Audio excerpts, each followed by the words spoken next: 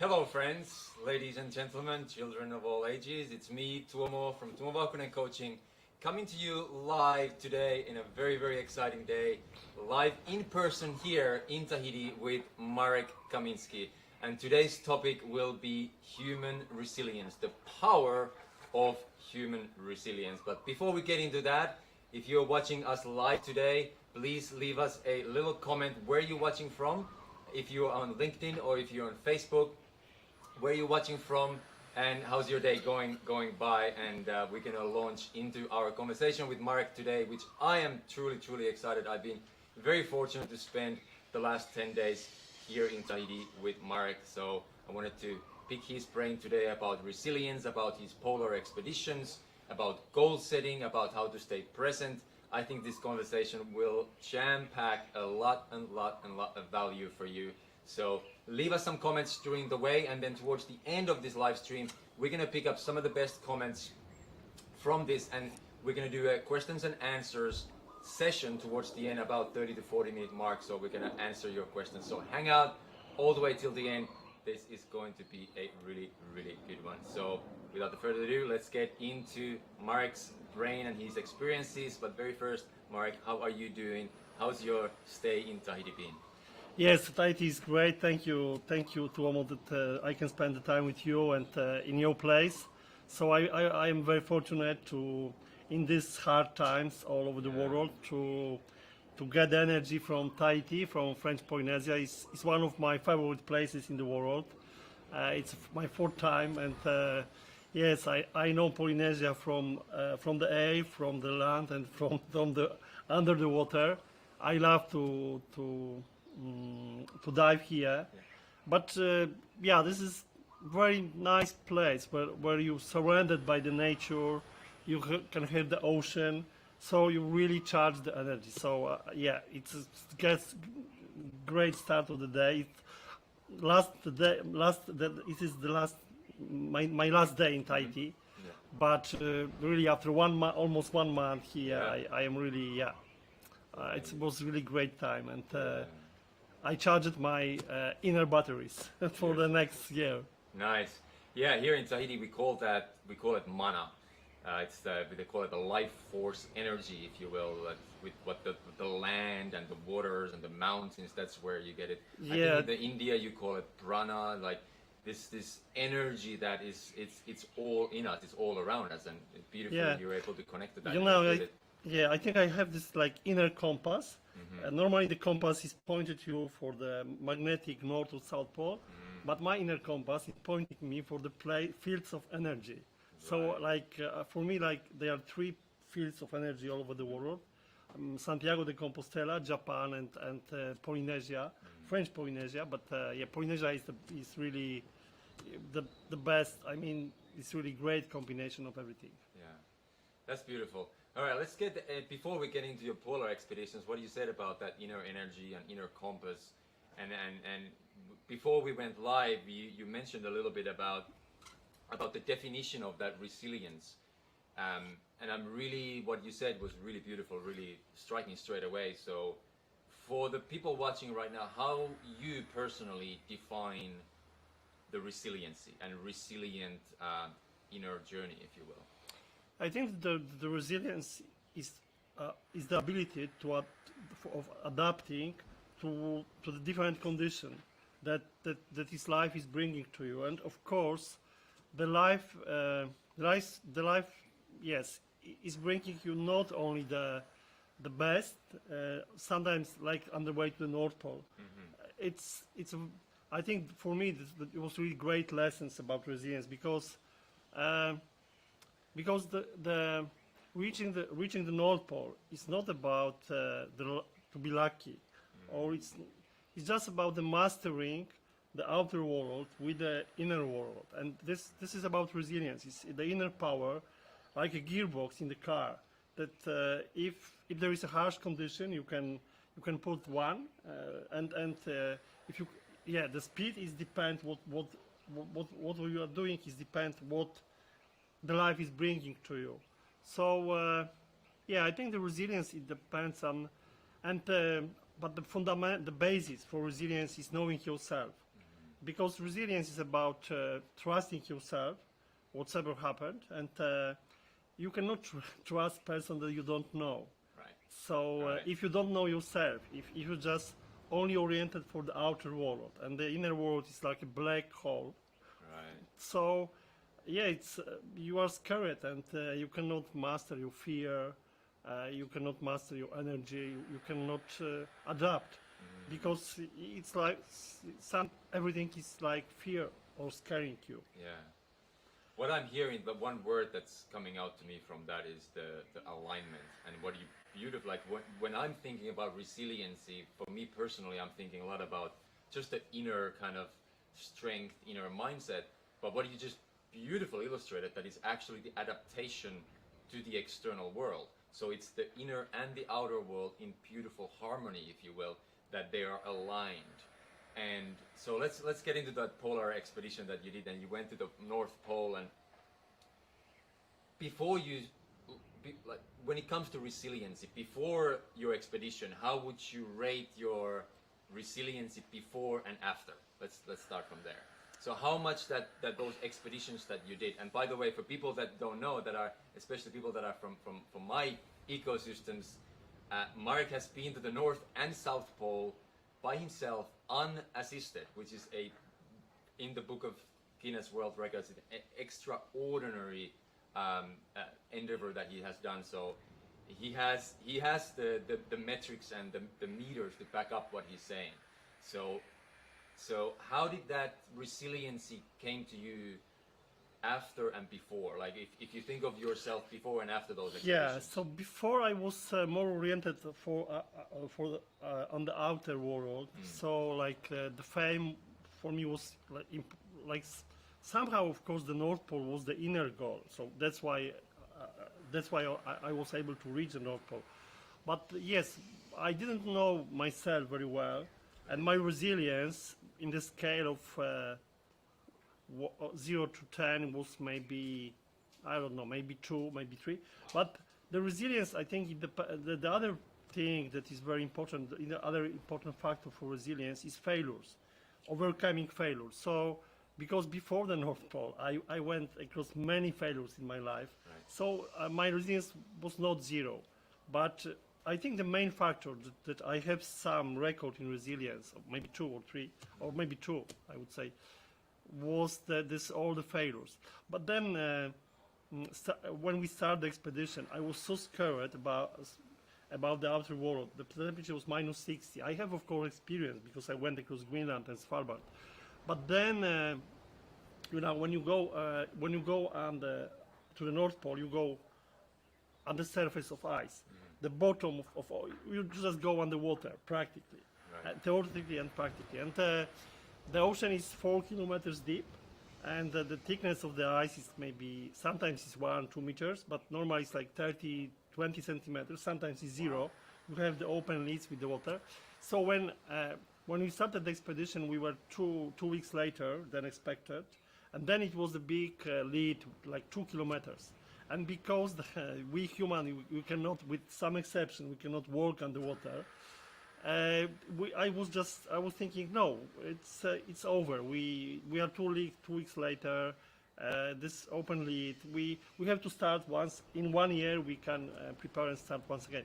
But then I was with Wojtek and my companion from this North Pole trip, and he said, okay, maybe we cannot reach the North Pole, but we can gain experience. And so then I started, and the other thing I studied philosophy, and in philosophy, in the first year, you have this very famous sentence from Plato or Socrates, knowing yourself. So I was always sure that I know myself, because it's obvious, I know myself. But then I think that knowing myself was like almost 0. Wow. And the start of resilience was maybe 2, but knowing yourself was almost 0. Yes, maybe 1. And then during this trip I started, because you are like in emptiness of the white, it is like white desert, and you naturally your senses are pointing you for the inner world. So I think after this trip, it was many troubles and many failures, and it was 72 days on the ice with the danger of being attacked by polar bears, of to the temperature, as I said, minus 60 and so on and so on. And yes, I think we were able to master it as a team and go over all the matters. So after this trip, I think my resilience was like maybe 5. I'm not sure, 5 or 6. It increased dramatically because I understood from this trip that the mastering the troubles is not about to be lucky. It's just if the failure is not at the end of the world, you can always use this energy from success or failure for the further development. So that's really during these 2 months, I was able to talk myself all the time and then to know myself better, to ask the questions and I understood. I just realized on this trip that yes, we have the universum, galactics and stars and planets and everything. So I understood the same universum is inside us. Right. And I started with this journey to explore this. And so I would say the resilience was like 5, and knowing myself was maybe like 2 or 3.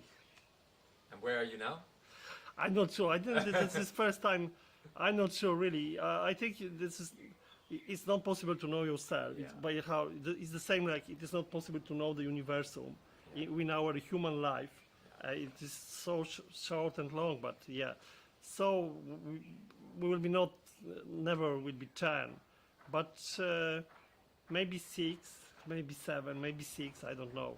Resilience is maybe like also 6, 7, because the resilience is also the accepting that you can fail. Yes. It's not the resilience is not about this that I have the courage and I can go for the goal and I reach this but yes, it's about that. Okay, I do my best to reach the goal, but I am not in position to control the universal. So even if I don't reach the goal, if I'm not reaching the goal, I can use this experience to go. And sometimes even the not reaching goals is better because you can reach the other goal that is maybe much important for you. Right. Yeah, that's let's get into that goal setting. I know the work you're doing for your institutions and the academy, the work that you do with children. You help especially the underprivileged children, also obviously CEOs and companies, the people that quote unquote are a little bit lost or lack clarity, if you will. And just by me spending time with you, I've already got like lots more clarity, and I'm very thankful for that. So when it comes to goals and goal setting, or setting your destinations or intentions, I think that's very crucial in order to have clarity, in order to have the destination. So walk us through your experiences in the polar region, especially in the South and North Pole, because you have a very defined, very specific goal. I want to reach the North Pole. I want to reach the South Pole, right? How much that where do you go in between? Like, okay, this is my destination. This is where I want to go, versus the fact that hey, we need to stay present. We need to really enjoy the journey, as you said. Like that's what it is. But like the importance of the goals and goal setting, especially when it comes to the expeditions, and then from there. This is a long-winded answer, long-winded question, but how do you able to then stay present with that destination? Yeah, I think this is a very, very important question about the time. What is present, what is past, what is the future? Right. And of course we have different definition of time. Like we, Westerns or Western-oriented people, we think about the past and future. But for example, for Hopi Indians or for other civilization, everything is present. But yes, let's. So this is and I think that the question of the time is one of the biggest question of humanity, of physics, I think nobody knows what is the time at the moment. No, nobody. We have, of course, definition, but the definition and knowledge is two different things. But yes, let's talk about the definition, that how to define the goals. And I think that normally the people think about the goals in the outer world, that the goals are, they are out of myself, like North Pole is far away, etc. But I'm thinking, I think when I studied philosophy, I learned the sentence of Schopenhauer that the world as the projection and the will. And for me, it's like 20 years ago, it was, or 30 years ago, it was funny how the world can be my projection and the will. But I think that now the definition, for me, that I'm still thinking, what is the outer world? Because I have the feeling that the outer world is our projection. So it's somehow it's projection of our mindset and this and this. So when I think about the North Pole, let's take the North Pole as example. The North Pole was not the outer goal for me. It was in my universum. It was present in me. I tried to find the goals that are not out of my universum, but they are me. So the North Pole was not 5,000 kilometers away. It was just present in me. So it was always present. It was not something that was in the future, and it was goal inside me. And the way to the goal was more inside journey than outside journey. And the outside journey was, of course, it was a real journey. With I could die and quit, etc. But this outer journey reflects the inner journey, I think. So I think this is very important that choosing the goals, the main goals. I think not every goal is inside you, but the main goals, like the poles that you want to reach in your life, the milestones, the destination, like write a book, have fun. It should be goals inside you. It should be present all the time. Wow. So that and this is, I think, maybe the key of for me to the success of many of my projects. That was my own goals inside me, not the outer goals.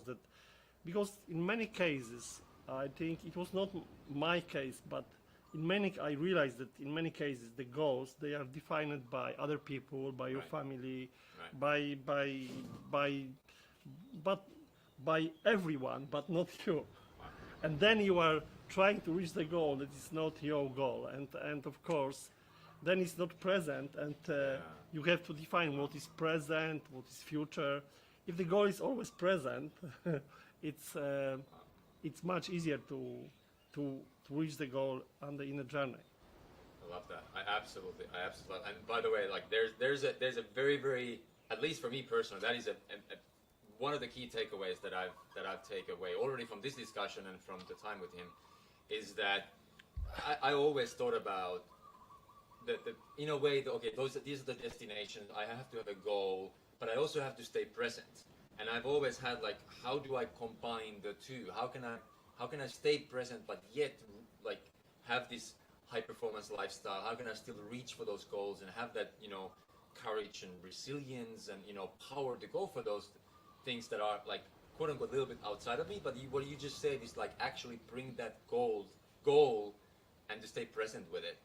I absolutely love that. Thank you for that already. That's great. Now, the thing is, let's go back to that, because something that we discussed yesterday also is like when you are in those polar regions and it's minus 60 degrees outside of your tent, you mentioned to me that you literally can die within minutes if you go out, because the environment is so harsh. So I think that environment keeps you present almost automatically. But what is really interesting to me, what is the self-talk that you're having? Like, how do you, quote unquote, motivate yourself when the environment is so harsh? Like, obviously that's completely extreme situation, but right now we have COVID, and the environment is not very favorable for many people around the world. Yet we have to look for, like, we need to keep going, right? So what was the self-talk that you were kind of go talking to yourself inside of your head or inside of your body to keep you going and to kind of put the very real dangers, minus 60 degrees, polar bears, in a way aside, or how you were dealing with the fear factor that was very, very present. Yeah, so there are many issues about inner talk. So I think that on the way to North Pole, I realized that there is not all, my personality is complex. It's not only one Marek inside. It's a couple of personalities, and of course we are not able to control 100% our thoughts because they are produced by brain. The brain is connected with emotions. So I realized that, for example, on the beginning, I have the fear, and the fear was inside me. I was thinking, oh, I will die. The ice can break, and I fall down in the water. And then it was really, I almost died. I was almost dying from the thoughts. Wow. I had the very fast heartbeat, and I was thinking, oh no, I was pulling this sledge with 150 kilograms. And I was thinking, oh no, it's 1 hour more and I die because I cannot resist this.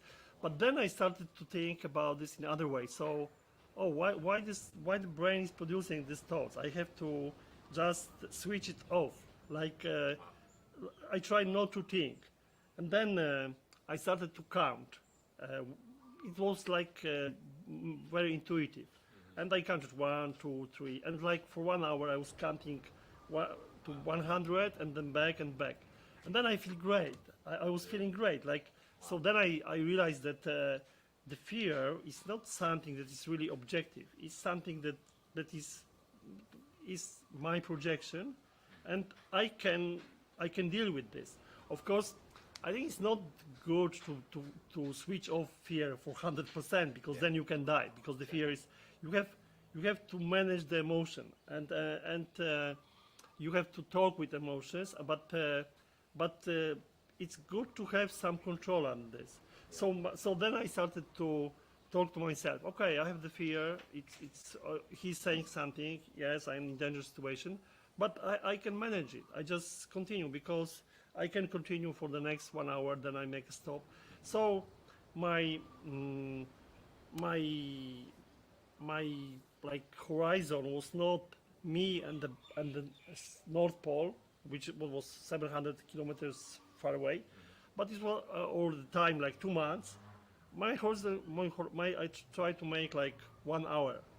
That was my horizon, and then the self talks was different. So I tried to manage my yes inner voice and the self talks. So sometimes I use it like positive energy. So I remember the sentence, good sentence that like poetry of movies. Like I like very much The Graduate from Sidney Lumet. Yes, with there's a movie The Graduate, or another movie that I like very much. It's Andrei Rublev from Tarkovsky. So I just remember the sense, and there are many senses that give me positive energy.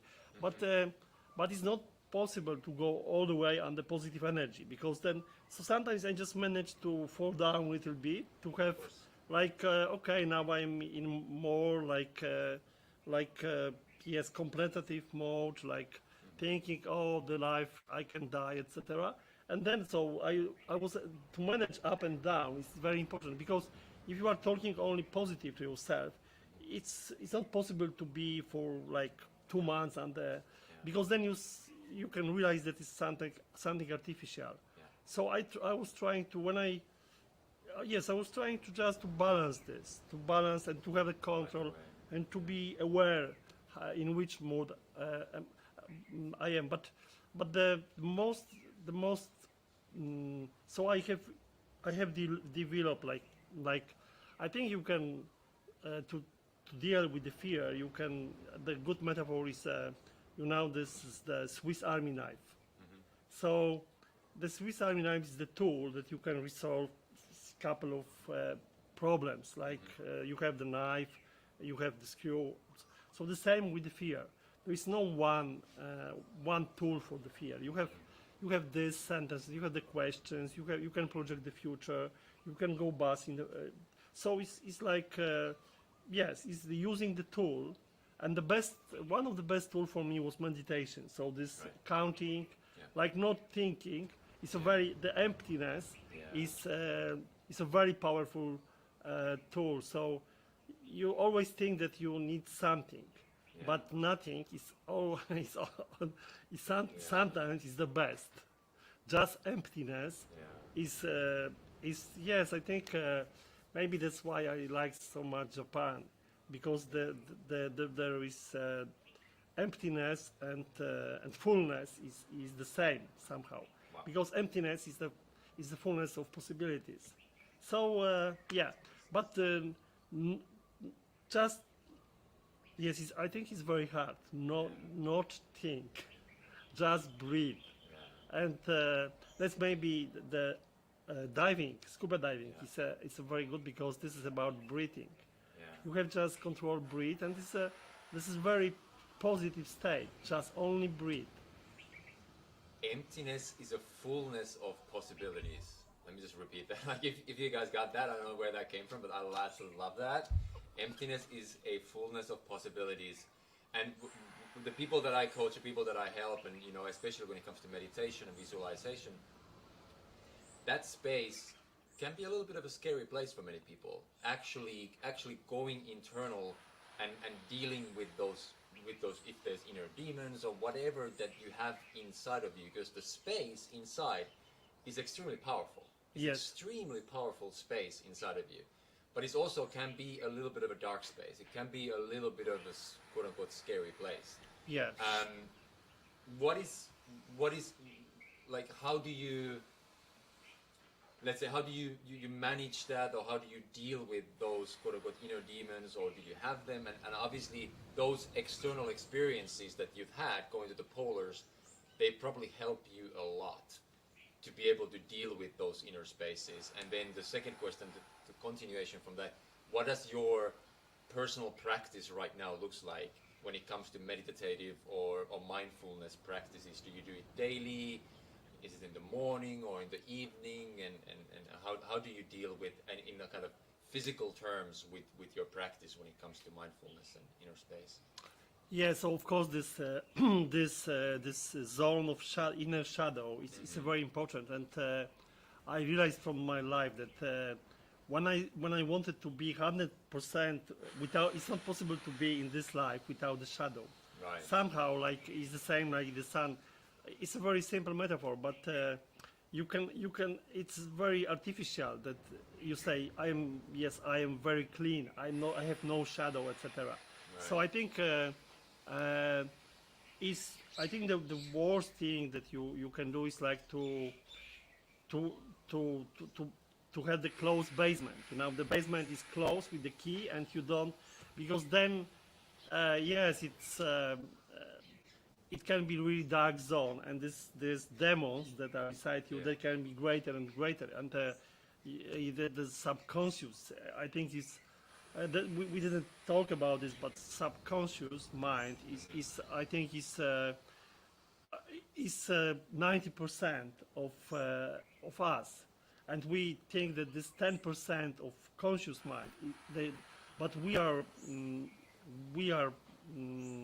dealing with life, but subconscious mind and subconscious mind is also about shadow, and we are driven. So. What I'm trying to do, I try to speak with my demons, like yeah, I mean to just to name it, to go over.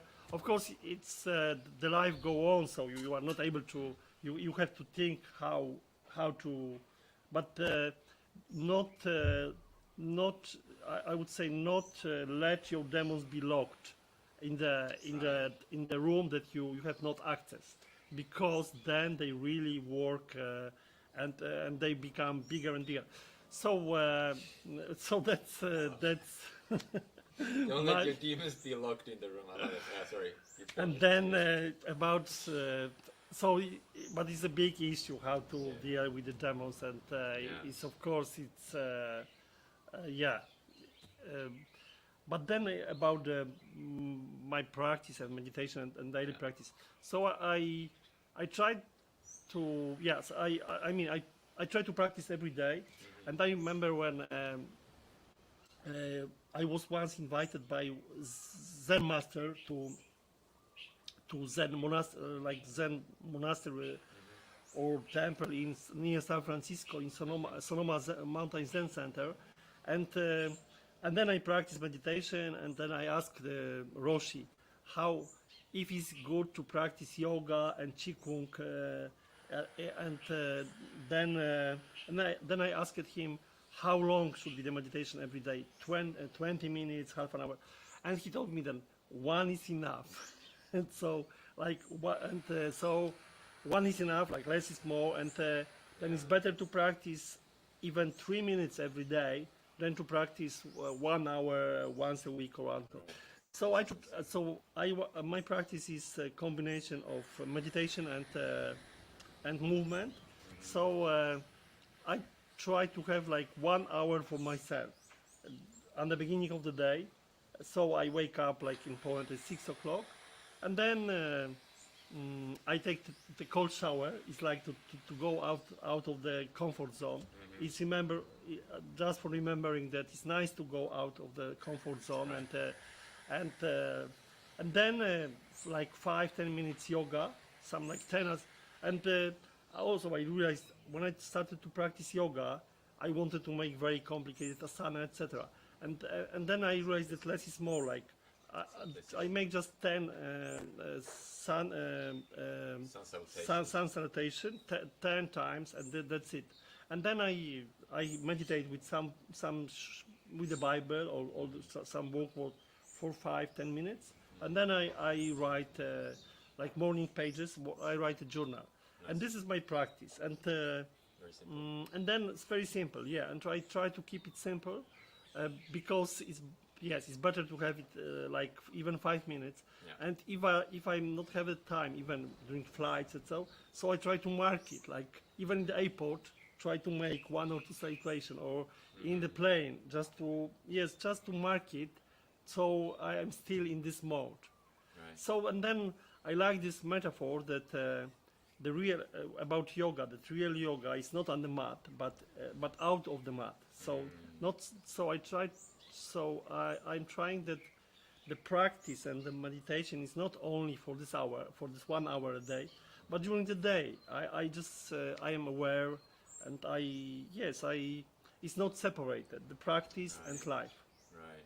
So then I try at the end of the day also to have 5 minutes, like to be thankful.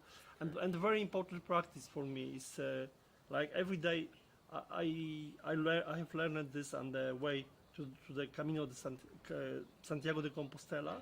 I walked for 4,000 kilometers, and then I learned about importance of 3 words: acceptance, gratitude, and mindfulness. Acceptance, So gratitude, and mindfulness. Yeah. and so I just try to think about these 3 words every day, like only just mention in my mind, like gratitude. So because normally we are thinking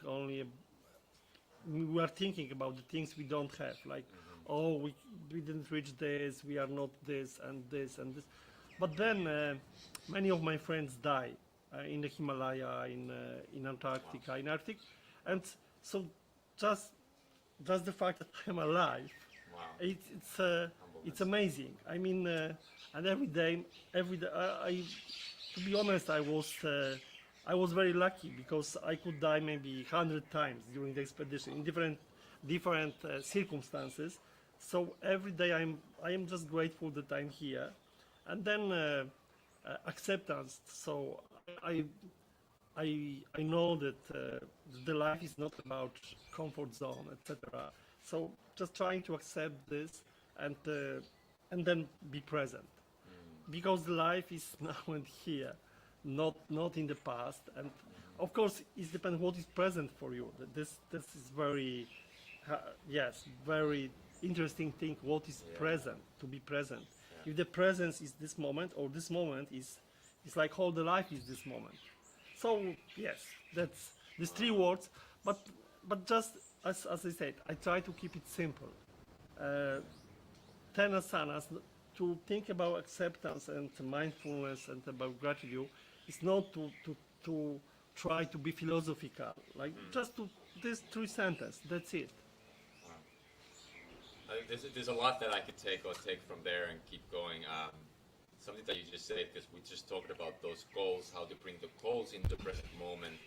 But it's also like one of my quarter life philosophies. It's inside out, but it's also outside in method. Like when you put yourself in those spaces and places like the polar circle, the outside circumstances, they will reshape your interior, and obviously you can reshape your external life through the inner work that you've done. And I think that's what you mentioned, what we chatted yesterday and the day before, about, for example, your business endeavors, how they change dramatically after these expeditions. And I love that. And also what you just said is that you can actually expand the present moment. You can actually expand it further out, and then like, well, I love it, like, you know, bringing the goals and the destinations to you, but it's also, you can kind of expand, if you will, in metaphorically, we can expand that present moment to further in the future. I love that, absolutely. Hey, we are starting to come up to a time slowly, so we're going to have a couple more questions for Marek, but if you have any questions right now, if you're watching us live, please leave us some comments, and we'll pick up a couple questions in a little bit, but I have a couple more things for you, Marek, and one of the things that what I'm hearing from you is like you've done these expeditions which are extraordinary, and they've expanded your internal world. Like you've really started like diving deeper into your internal world, which is absolutely amazing.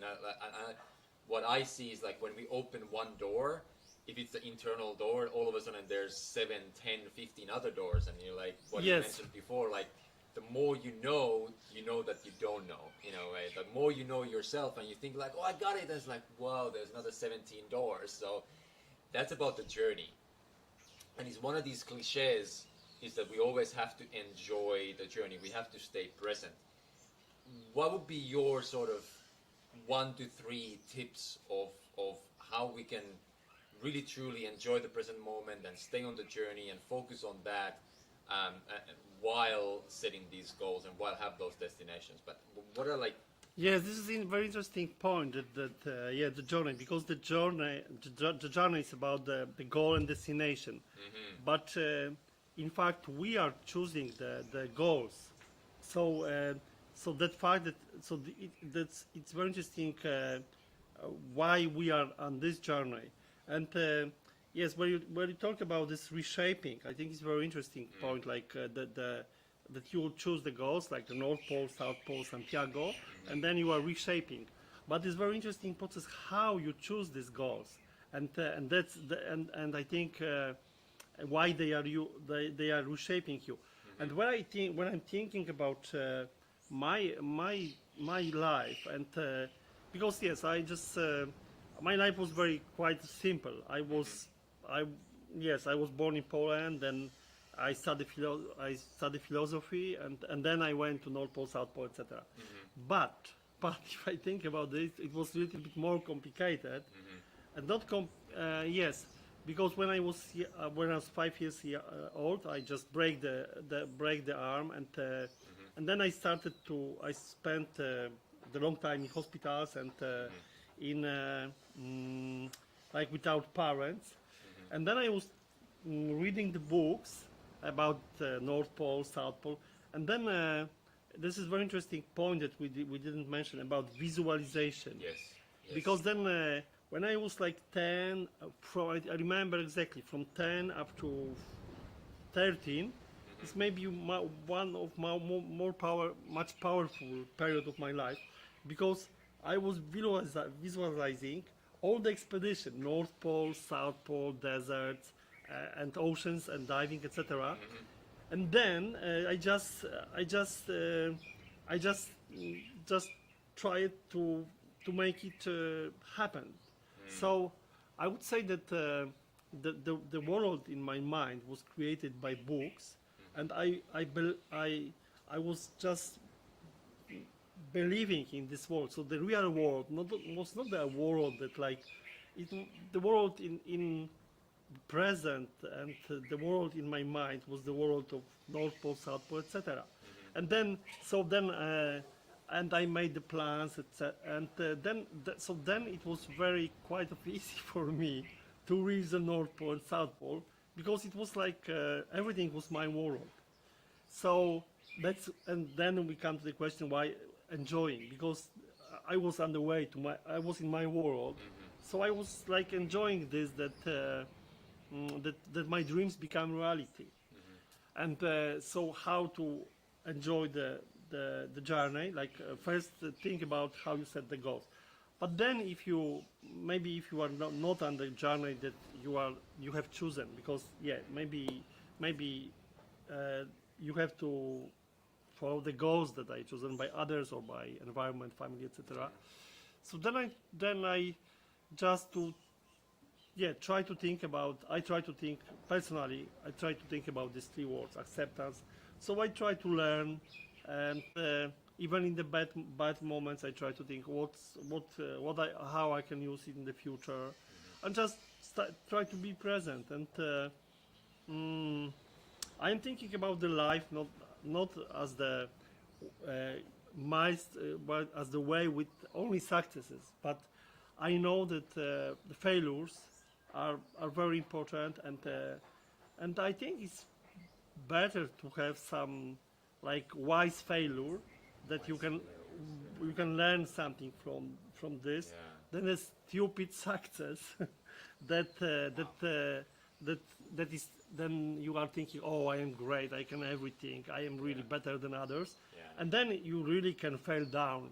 So I, from my life, I learned more from failures than from successes, in fact, and even if I reached some goals and I had the successes, it was because of learning from the failures. So like the poles, the Earth has two poles, North and South Pole, and there is always polarity. But I'm just after this pole strips, I'm very sensible to the word poles and polarity, etc.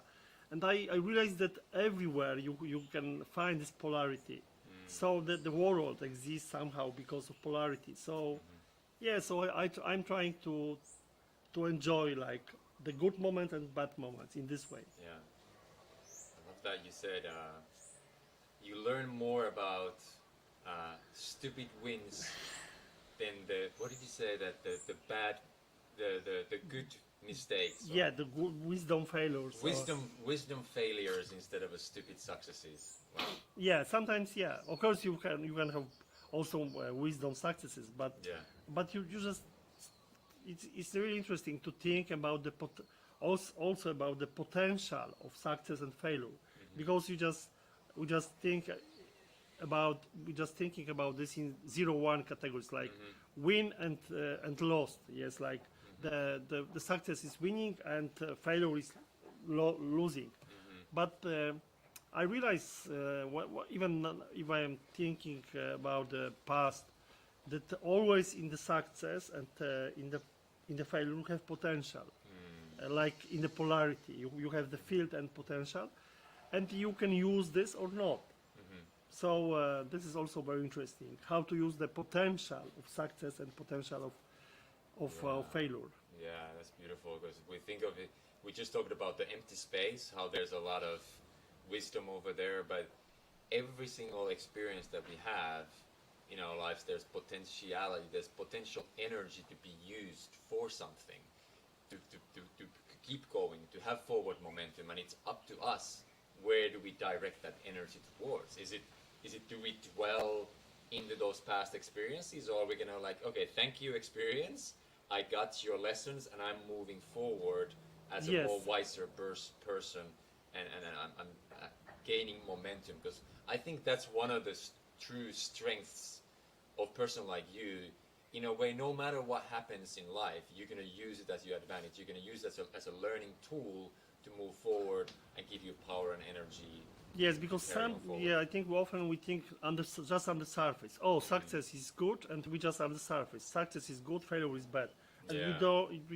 we are not going deeper in this and thinking, oh, what it mean, what does failure mean, Yeah. and means, and I realized in my life that sometimes the small failures are really protection against the big failures, and Right. sometimes you think about success. It's also you think about duality of success that you can learn from the biography of many people, like they have a big Yeah. success and they like suicide or big failure. Yeah. So Yeah. so it's really Interesting. it's good not to be only on the surface and not Yeah. to think of winning and losing. Yeah. The life is not about winning and losing. Yeah. Hey, last question. I know we're but this is so hopefully you guys are enjoying this. Leave us little comments if it's enjoyable. Hopefully you're getting lots out of it. I've got a last question for you, and then we can jump into some of the comments and questions. What do you have? Very practical terms. We talked about goal setting. We talked about destinations and those. Like you have these metaphors of poles. Like how do you set your poles? How do you set your destination? What are practical tips and tools that you can give to people of how to set your goals? Because I think we discussed about this a few days ago, and I remember saying that you spend quite a bit of time setting your goals, and I'm very much, because when you told me that, I'm very guilty of like something just comes to my mind, and I was like, okay, that's my goal.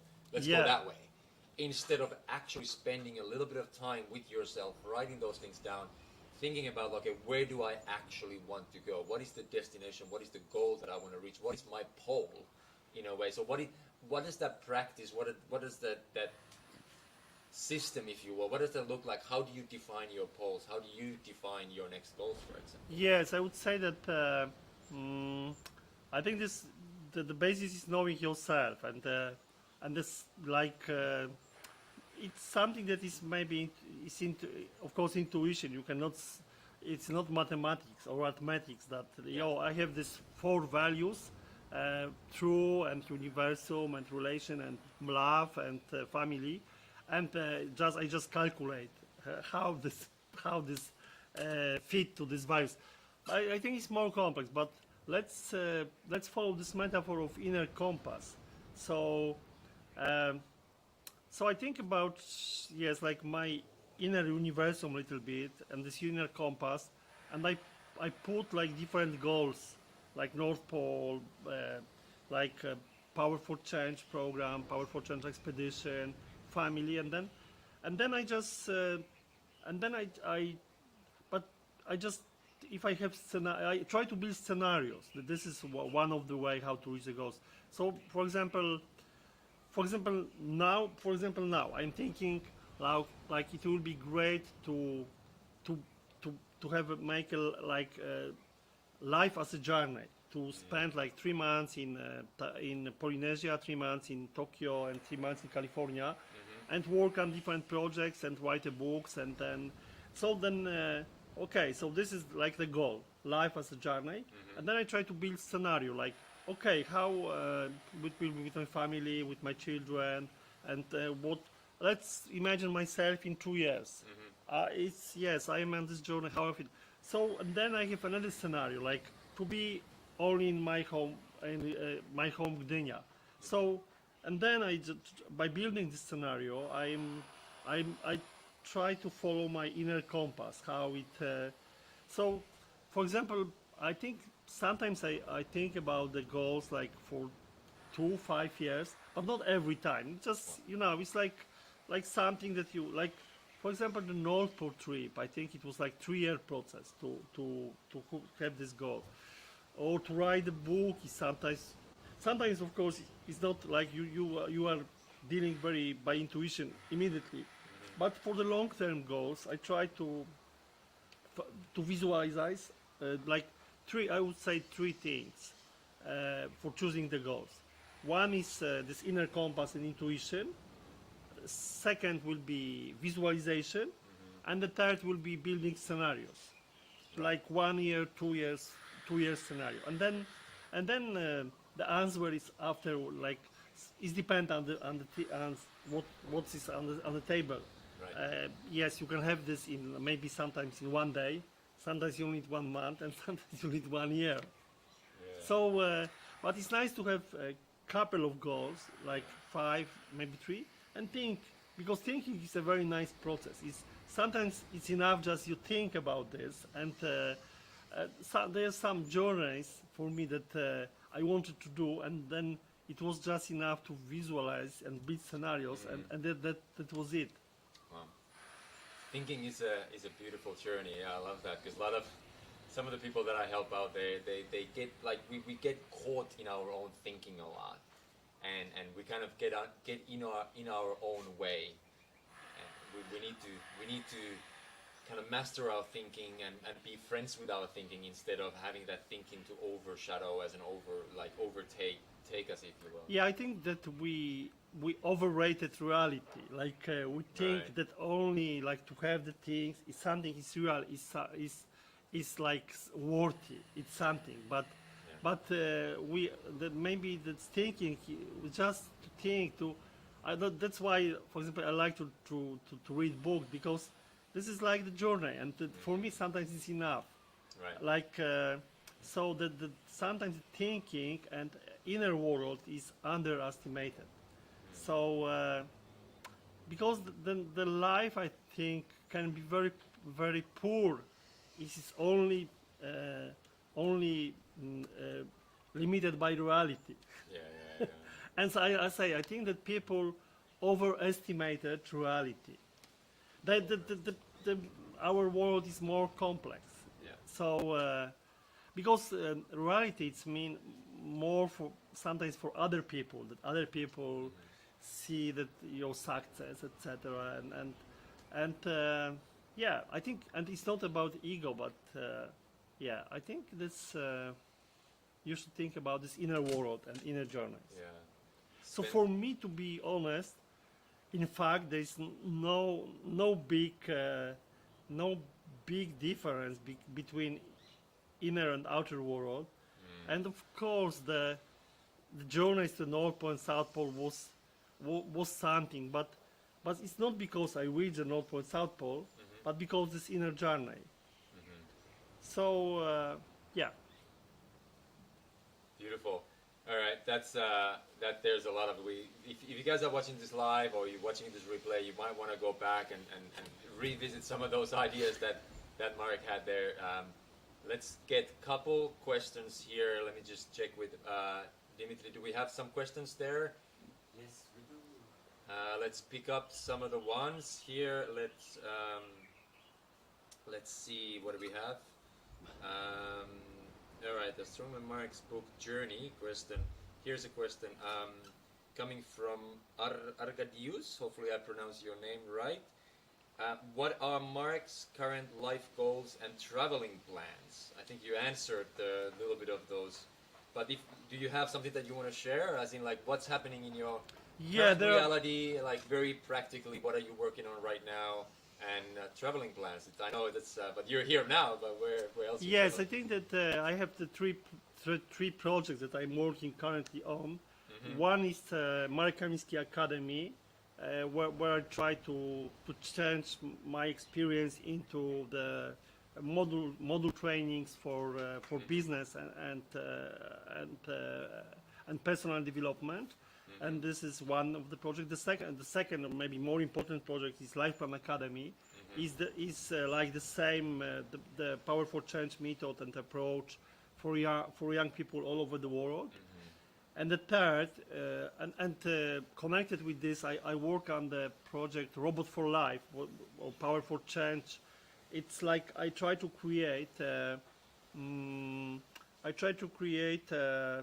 like therapeutic tools powered by artificial and human intelligence, and this is quite a big project that that is connected with Japan and California, and we work on this now very hard. And then the traveling plans, I'm not sure, but I think about yes, the one of is this life of the journey, but the second more concrete is.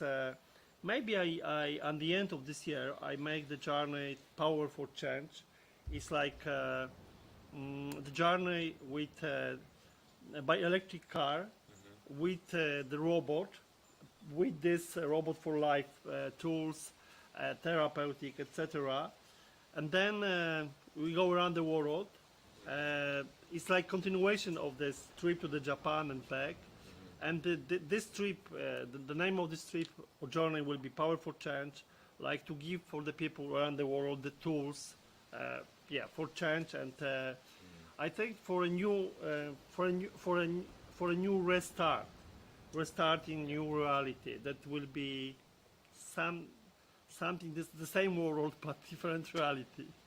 I think that is well needed for many right now. There's a lot of new restarts, and we can do those restarts daily, weekly, monthly, yearly, and so on. Before we end this, where can people find you the best, especially in online space? You've mentioned the Powerful Change. You're in LinkedIn, you're on Facebook, very present there. What is the best place that people can reach out to you? Where do you personally hang out online? And what is the best I think the best place is Facebook, Marek Kamiński Explorer, and also the LinkedIn and YouTube. And we will be I will be developing the podcast Marek Kamiński Talks. And so the best is Facebook, LinkedIn, and YouTube. And YouTube as well. And I hope, Tuomo, that we can have another podcast soon. Today I fly, fortunately or unfortunately, I fly back, but I hope to be here again in February or March. And but yes, it will be nice to have the next step, like this topics: resilience, teams, true identity, goals, and restart, and and discuss it in the more extensive. Yeah. We're coming up to a time here. We're coming up to a 1 hour. Thank you so much for spending this valuable hour with us here. And like I said, whenever you come back, our house is fully open for you. And hopefully we can produce more beautiful and amazing, empowering content for people.